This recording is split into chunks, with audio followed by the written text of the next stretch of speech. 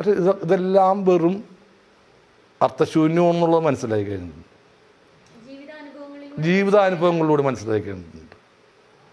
ദൈവത്തിൻ്റെ പേര് പറഞ്ഞ ആളുകൾ ജീവിക്കണം, ദൈവത്തിന് വിറ്റ് ജീവിക്കണം. അതറിയാം, ഇവർക്കറിയാം, മലയാളികൾക്കറിയാം ഇതും വിൽക്കണം. എന്നിട്ടും അതിന് കൂട്ടുവെക്കണം എന്നുള്ളതാണ്.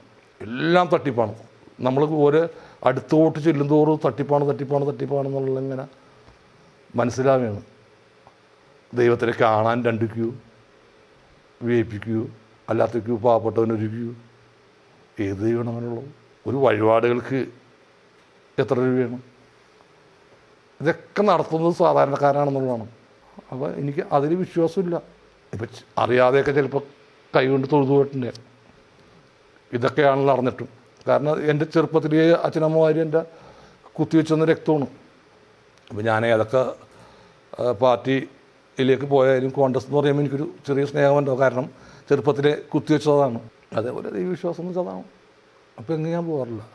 ശബരിമലയ്ക്ക് 18 വർഷം പോയിട്ടുണ്ട്. അപ്പോൾ ഏത് പള്ളിയിൽ ഞാൻ പോകാറുണ്ട്, ക്രിസ്ത്യൻ പള്ളിയിൽ പോകാറുണ്ട്. എല്ലായിടത്തും ചെല്ലുമ്പോഴാണ് പൈസയുടെ പരിപാടിയുള്ളൂ.